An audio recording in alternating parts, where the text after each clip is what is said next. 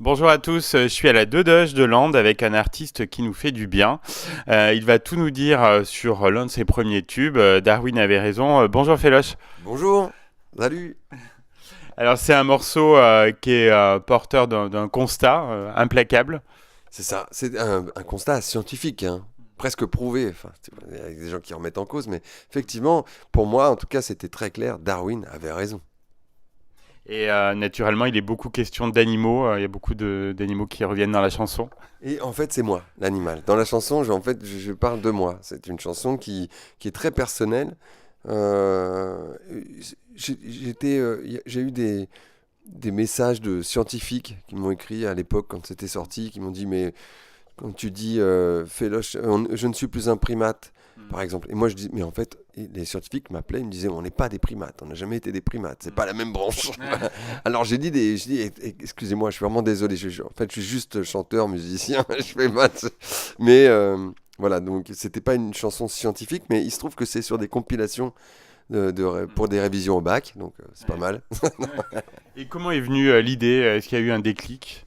Alors l'histoire de la chanson, oui, je travaillais avec mon pote Christophe qui travaille toujours avec moi, on fait toujours des chansons ensemble. Et à l'époque, on avait un groupe de musique électronique un peu. Et des fois, je me mettais, c'était plus moi aux manettes, à l'ordinateur et au sample et tout, à découper les trucs. Et j'y arrivais de moins en moins bien, parce que j'étais fatigué au bout de 10 heures. Et lui, c'était sa vanne, et puis il me disait, bah dis donc, Darwin avait raison, hein. Genre l'évolution, c'est de pire en pire, quoi. Donc c'était une vanne. C'était notre blague à nous. On disait, dès qu'on faisait un truc moins bien qu'avant, on disait, bah dis donc, Darwin avait raison. Mais c'était ironique. C'était une vanne comme ça. Et puis, euh, et puis c'était une expression que j'aimais beaucoup, comme ça, Darwin avait raison. Et comme moi, j'étais en train de chercher mon, mon- le chanteur qui était en moi, et non mais voilà, mon truc, ma musique, et ben, je trouvais que je me transformais de plus en plus et que c'était de plus en plus une évolution, mais pas forcément dans le bon sens, de plus en plus déglingo, quoi, de plus en plus fou. Et donc c'était comme une évolution. Donc Darwin avait raison. Et la mélodie est venue assez facilement. Alors la mélodie, j'étais fan des musiques euh, touareg là, du désert, du blues du désert, dans le genre de Tinari Wen. Et donc c'est une gamme de blues un peu assez pentatonique, quoi. Et comme c'est à la mandoline, c'est quelque chose de très instinctif qui passe. Tu regardes, je te fais écouter. Ça fait un truc comme ça.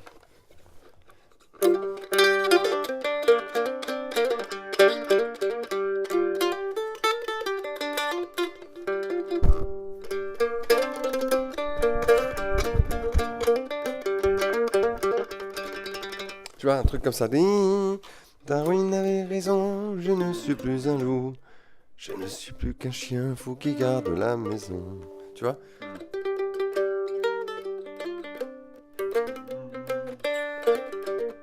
Voilà, c'est ça la mélodie. Et ça, c'est parce que j'aimais ces trucs-là et que la mandoline permettait ça avec des facilités, quoi. Voilà. Ça tombait, c'était pas trop dur à jouer pour moi. C'était bien. Et on vient de le voir, là, c'est une chanson qui met irrémédiablement de bonne humeur. Tu Est-ce crois? que Ah ouais. moi, je trouve Ah ouais. qu'elle a un côté feel good, je sais pas. Ah ouais, ouais. Ouais. Ah bah, C'est pas le retour du ton public. je dirais que elle a de l'énergie, ça c'est sûr. Sur scène, on lui met beaucoup d'énergie. Après, je sais pas si elle est pas un peu dark quand même. Peut-être elle rend pas triste, ça c'est sûr. Non. Mais pour moi, elle est un peu rock. En fait, c'est ça le truc. Mm. Finalement, c'est un peu un riff, quoi, un riff de rock. Et puis c'est plutôt de l'énergie, même si elle est lente. En fait, elle a quand même beaucoup d'énergie. Et c'est vrai que bon, c'est une drôle de chanson parce que tu veux une autre anecdote sur cette chanson? Avec plaisir. Alors, ce qui s'est passé, c'est que avec mon pote Christophe, on s'était embrouillé parce qu'on travaillait plus sur le groupe et tout ça. Puis moi, je faisais que mes trucs, féloche et tout.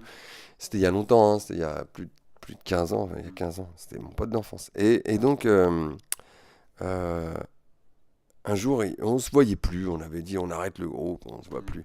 Et puis un jour, lui, il avait son entreprise, il avait un rendez-vous super important, un truc d'informatique très pointu. C'est un scientifique. Et Et puis il s'arrête et puis il arrive en bagnole, quoi. Et il pleut, c'est l'hiver, en banlieue et tout ça. Et il entend Darwin avait raison à la radio et il fait putain, Darwin avait raison. Il savait même pas que j'avais fini la chanson et qu'elle allait passer. Et finalement, ça lui a filé une sacrée patate. Et il est allé au rendez-vous et ça s'est super bien passé. Et puis après, success story.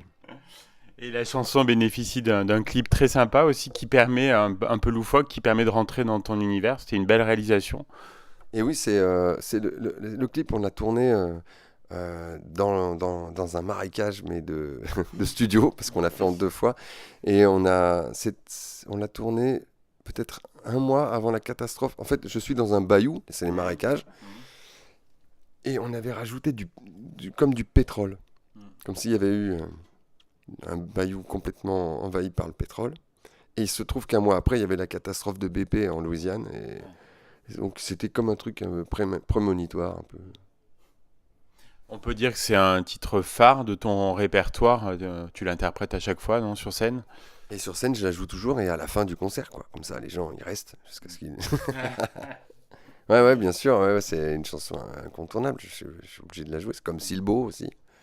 Voilà, c'est une chanson. J'ai hésité entre les deux. Bon, bah voilà, mais c'est les deux plus streamés, on va dire, donc bon. Alors pour nos auditeurs qui ne connaissent pas bien ton univers, c'est quoi tes thèmes de prédilection? Oh, ben, c'est la vie, surtout. Je pense que j'aime bien jouer avec les choses, des éléments. Par exemple, Darwin avait raison, c'est une expérience, mais Chimie vivante, mon dernier album, c'est aussi une expérience d'être vivant, par exemple. C'est un peu une façon de se rendre compte qu'on est vivant. Et aussi, je pense beaucoup de mes souvenirs, d'expériences, de passages de la vie. Bon, voilà, quoi. Silbo, c'était une chanson sur mes souvenirs d'enfance aux Canaries, aux îles Canaries, où j'ai appris le langage sifflé des Canariens. Et donc, j'en ai fait une chanson. Ça a étonné beaucoup de gens parce que plein de gens ne connaissaient pas. Et puis maintenant, il y a un film qui passe à Cannes, carrément, qui sort à Cannes, je veux dire, et avec sur la Gomera, l'île des Canaries, et le Silbo. Et il y a eu un film là aussi qui est sorti, turc, sur le Silbo. Donc, c'est des choses qui, moi, m'ont touché. Et puis que peut-être que, voilà, j'étais pas le seul, en fait, mais j'en ai parlé.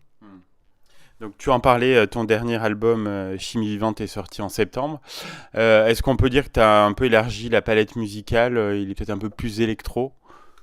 Ouais, bah, c'est les outils d'aujourd'hui. Moi, ça m'amuse. Je vais pas rester. Je sais pas, je m'amuse à faire les choses. Il faut que ça m'intéresse. Et bon, voilà, c'est des expériences. En fait, si on refait tout le temps la même chose, bon, bah, il manquera, et ça sera moins bien. Alors que si on fait des choses où on se perd un peu, bah, on a des chances de trouver une pépite. Il est, on peut dire aussi un peu plus personnel. Peut-être que les thèmes abordés sont plus personnels, mais est-ce que les plus... Oui, c'est-à-dire que c'est vrai, oui, bah, chimie vivante, j'arrive à un âge où je suis...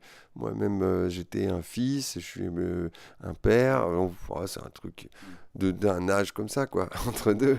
Oui, il y a d'ailleurs une chanson sur la vieillesse, donc qui s'appelle Le Miroir, une chanson magnifique sur ce qu'on devient. C'est vrai, ouais, ouais, c'est ça. Après, c'est c'est une drôle de chanson, c'est marrant, parce que j'ai vu qu'il y avait eu un rappeur qui avait fait une chanson qui s'appelait... Enfin, il y a Giorgio qui a fait Le Miroir, et il y a un autre rappeur qui a fait une chanson qui s'appelle Le Miroir avec Douskawa. Et donc, c'est un truc qui est un peu en ce moment. Et la tournée de Zaz s'appelle Tournée Miroir. Donc, en fait, on a été nombreux à avoir le même thème. Donc, bon, c'est peut-être le côté narcissique de Instagram. Mais, ouais. Il y a une autre chanson très sympa, Taratari. Je crois qu'il y a une anecdote un peu sympa autour de cette chanson. Oui, Taratari, c'est une chanson que j'ai écrite pour une navigatrice, une aventurière qui s'appelle Capucine Trochet. C'est une fille géniale parce que elle traverse les océans sur un tout petit bateau. Elle n'aime pas qu'on dise petit bateau, mais c'est un petit bateau en vrai. Et tu te dis, mais comment elle fait pour partir comme ça à l'autre bout? Et en plus, elle avait une maladie galère, un peu des articulations et tout ça. Donc, elle a quand même surmonté plein de choses. C'est-à-dire que en se soignant, elle a soigné un petit bateau comme ça. Et puis, tous les deux, ils se sont trouvés. Et c'était une super aventure que la sienne et celle de Taratari, le bateau qui s'appelle comme ça. Donc heureux de défendre cet album sur scène, donc ici à la Deux Doges de Land. Et puis je crois qu'il y a des concerts sympas, des dates cet été, fêtes, festivals. Oui, oui, c'est vrai que bah, il y a les salles là en hiver. Et puis petit à petit, ça va se découvrir. Ça va être sympa. Ah oui. Alors tu respires la joie de vivre. Est-ce que, comme tout le monde, tu as parfois des coups de moins bien? Bah, c'est vrai que, bon, par exemple, si t'as mangé trop de pâtes, et ben, tout d'un coup, t'es fatigué. Alors qu'en fait, on croit que les pâtes, ça file la patate. Les pâtes. Mais non, on peut être fatigué, avoir un petit coup de mou après. Et puis, de toute façon, quand on fait des concerts, on est boosté naturellement parce qu'on a envie d'y aller, quoi. Même quand on est fatigué, on se dit, mais j'y arriverai pas. Puis tout d'un coup, le concert commence et ça devient marrant, quoi. Est-ce que tu veux nous parler de quelques projets sur quoi tu travailles actuellement? Alors, là, j'aimerais bien. Je sais qu'à la rentrée, je vais sortir mon album avec l'orchestre de mandoline et ça fait longtemps que je dois le sortir. On me le demande depuis longtemps et bon voilà, là, il est en train de se faire et on va avoir quelques concerts avec l'orchestre de mandoline. J'étais venu déjà au Sémaphore Mhm. avec l'orchestre et c'était génial, Mhm. quoi. Voilà, j'avais adoré ce concert-là. Je me souviendrai toujours. C'était bien. On espère que tu reviendras nous voir rapidement en Auvergne. On te remercie pour cet entretien et on va écouter ce titre incontournable de ton répertoire. À bientôt et merci Félos. Merci, salut!